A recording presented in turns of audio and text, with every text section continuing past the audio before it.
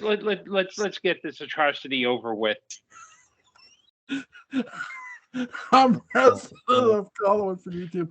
Jules Sage, joined by my buddy Patrick McCray, my buddy Gordon Dymowski. Wait! You actually recorded that, Jewel? You need to yeah. give people a 3-second warning, like, "Hey, we're recording, guys." That's a shoddy hosting on your part. Shame on you, Joel. Joel, shame on you. That's a new catchphrase, isn't it? Yeah, shame on me. We're just gonna start Shadows episode 804. Oh my god. Narrated by Nancy Barrett, written by Violet Wells, I believe, and directed by Henry Kaplan. So this episode, I really, really love me some David Hennessy as Count Patofe. So good. He steals this thing. I mean, yeah, you can tell. You can look at his face, and for all the acting he's doing, David is he's probably thinking, I can't believe they're letting me get away with this at this age. Yeah. Well, the previous episode's even better because he's leering a lot. Yeah.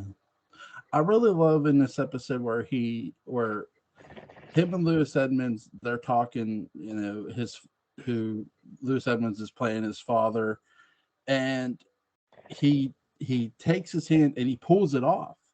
And he goes, "Oh, I have no head." And then he leans in and he kisses him on the cheek. And Edward, and literally he's like, "Oh, the Earl, I've been sent by the Earl of Hampshire." I'm like what? It's so good. And then I love how Quentin walks in. He just sees him standing like, he's like, "Why are you standing here? Why are you here? What's the deal?" And he's like, Quentin's really a man of the real world in this episode. He really is. And also too, I really enjoyed Nancy Barrett in this episode where she gets turned into Pansy Faye. I love that too. There's a lot of things going on with David Hennessy as Count Patofe. He's changed Jameson's father. He's changed oh god. I think which is ironic because this is an episode where Quentin is really manifesting authentic change. Yeah, there's a lot of change. Nancy Barrett's character in this who undergoes a change, but so does Quentin. And here's another reason I chose this episode too. You see that change when he's talking to Nancy Barrett's character, Miss Trask, Charity Trask, and they put Edward in the upstairs, and he's like, she says she knows the real Quentin Collins. And I love this conversation because it feels like she has gotten to know Quentin a bit. But here what happens is she's talking to him and she goes, she's predicting what he's going to say. She goes, "You're going to say, let's go into the drawing room and have a brandy." And he goes, "Nope, I got to go into town." She says, to see some slut. It's like, holy shit. Like the fact that they said that. And it's really, really interesting. It's edgy, but here's the thing. 1897 was edgy, so why not? Edge away. What did you guys think of this episode? Gordon? I liked it. I think it's not just written well, but there's such a joy to the actors performing that. I mean, I'm sure that David Hennessy, like at some point was pestering Thayer David for tips, and Thayer took him out to like a steak dinner. And he said, "Hey, here, let's try some bourbon." Yeah, I know Grayson Hall. Yeah, she's a pain, isn't she? You get the sense that like with Nancy Barrett, it's like, oh, okay, I don't have to be uptight Charity. I can be flouzy music hall showgirl. I think Quentin and Barnabas get some really good. They're good dynamics, not just between them, but between Barnabas and Jameson as Potopi. There's some really good. You could tell that Violet Wells was a good enough ghost for Gordon Russell, because, like his scripts, there's that nice little sparkiness to it. There are great character dynamics. Yeah. Yeah, it's really, this episode is just so really well written by Violet Wells. I love what he does with these characters, and even in the sense of moving the story along as well, and getting each character something out of each character that's fun. We see David Hennessy continue to be competent. We see Edward Collins, Lewis Edmonds get to act like a servant. We see Charles Delaware Tate for the first time. Yeah, we see Charles Delaware Tate, who comes in, and he actually gets to interact with Quentin. And I love the interaction between Charles Delaware Tate and Quentin, because Quentin reads the note from his grandmother. He goes, "Look, she's dead. I don't want this." And he goes, "Well, I've already taken payment. Which we know it's BS, but still, it's a lot of fun because you see Charles Delaware Tate interact with Quentin, and in the episode, there's an episode prior to this where he interacts with Aristide, and Aristide tells him where to find Potofi, obviously, and where he's at. So, and that's why another reason Tate's coming to the Great House, and why he interacts with Jameson / Potofi so easily. So we know he's an agent of Potofi. Really, really interesting stuff. And two, I really enjoyed the appearance of Barnabas in this episode. He's just hiding behind the curtain. Quentin comes in. How long has he been there? Yeah, right? How long has he been there? Right. What did you think of this episode, Patrick? I thought it was a zesty romp. It was the feel-good hit of the season.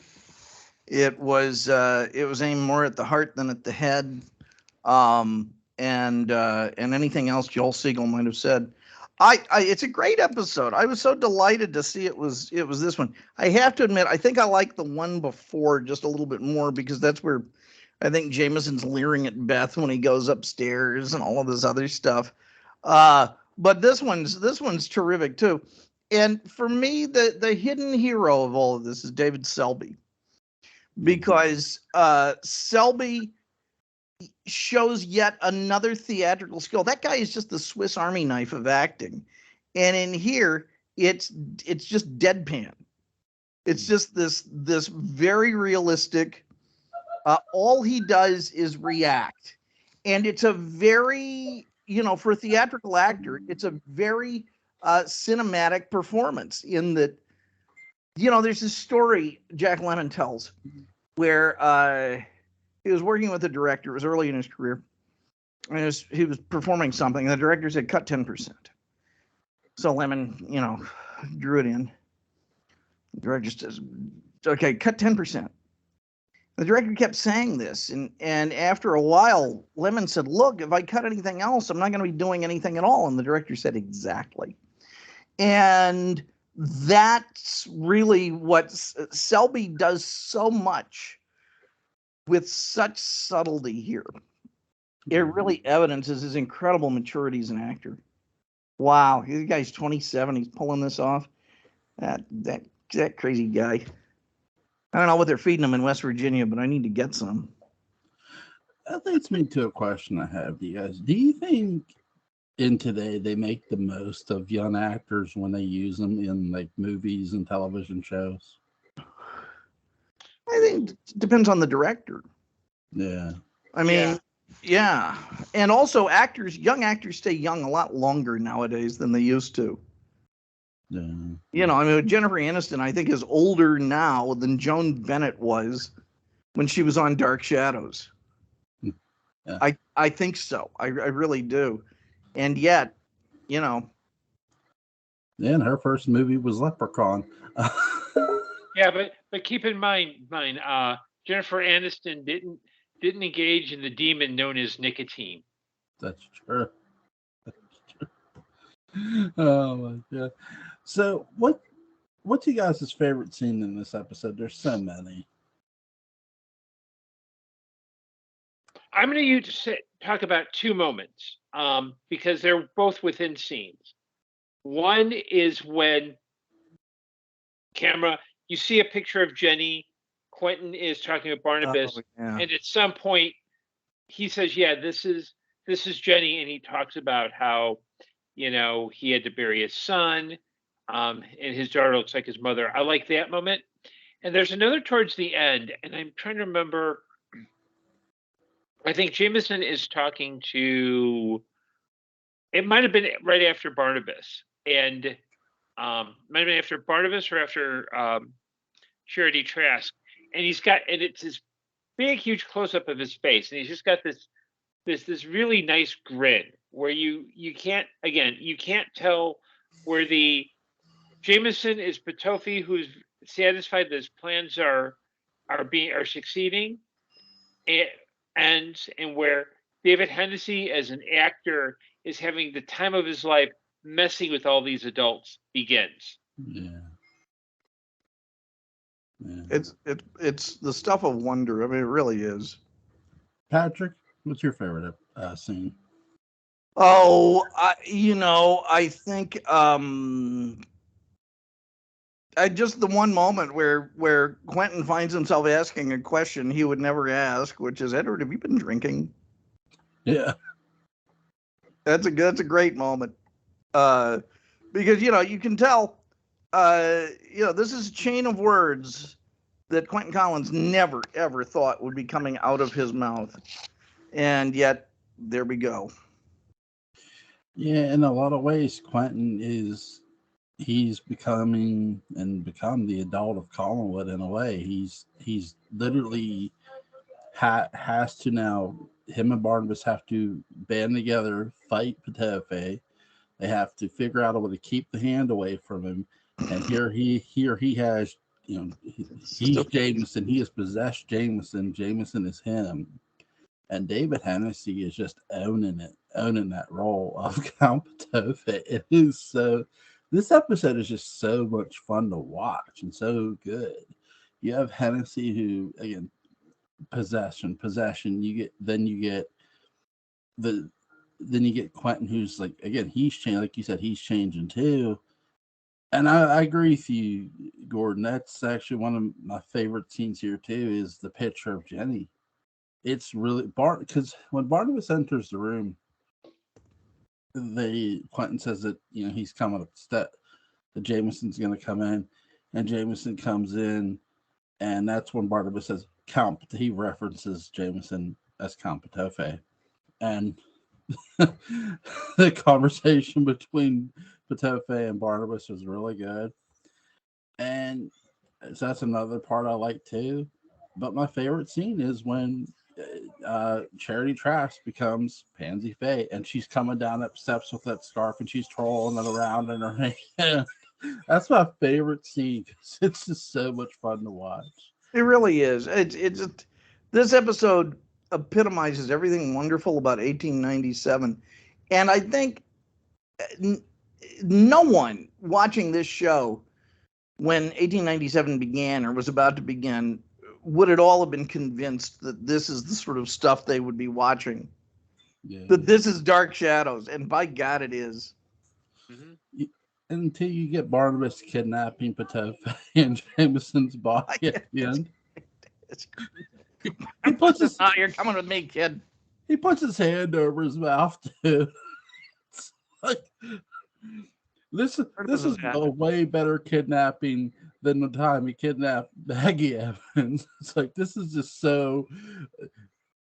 You're coming with me, and they go through the secret passage in the drawing room. And it's funny. It doesn't. It is better. It doesn't have the dark specter of rape.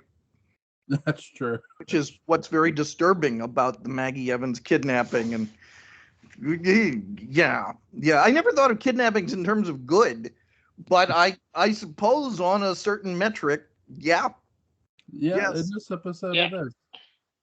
Yeah, and now Barnabas, has the ethical qualms of whether um, he should share his collection of erotic French postcards with Jameson as Patofi, because on the one hand, it is Count Patofi in that body, but on the other hand, it's like There an is 11 no or other 12-year-old.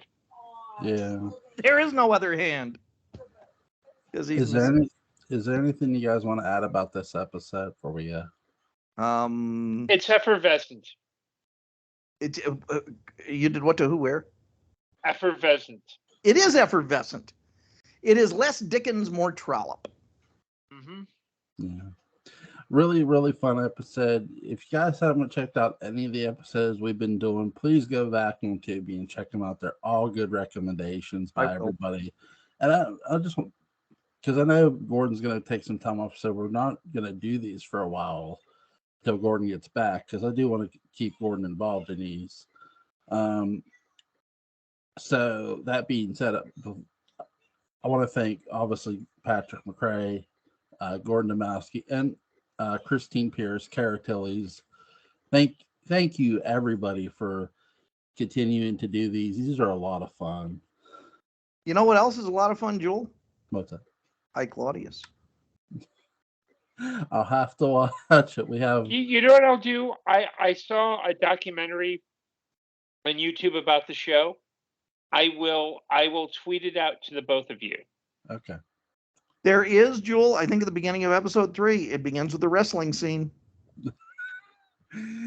I'll see if I can find it. Also, and Michael Myers does make an appearance in a toga in episode 5. Nick Castle? The show, iClaudius has Patrick Stewart with gray curly hair. Oh, okay. That is the main reason you should watch that. Yeah. Besides the fact that it's also Brian Blessed as Augustus. Cool. Jam a Hawkman. Cool. That's really cool. Who wants to live forever? Die! John Hurt as Caligula. Mm-hmm. John Hurt. Great. You like Caligula? Great actor, John Hurt. You and I talked about how your favorite breakfast cereal when you were a kid were Caligulas, which was the General Mills tie-in to the movie Caligula. Yeah, and and Count Caligula was your favorite breakfast mascot. Count Caligula. That's a great name. Count Caligula.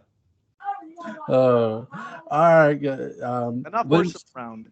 Links to Gordon Dymowski's Amazon page will be in the description box. Links to the Dark Shadows Day Book Unbound is going to be in the description box. Yes, the audio, which is on sale. So there's that. That's what I've been leaving in the link. So again, thank you, gentlemen, and Patrick. I will see you Friday for Ravenous. Take care, guys. Okay. Hey, see ya.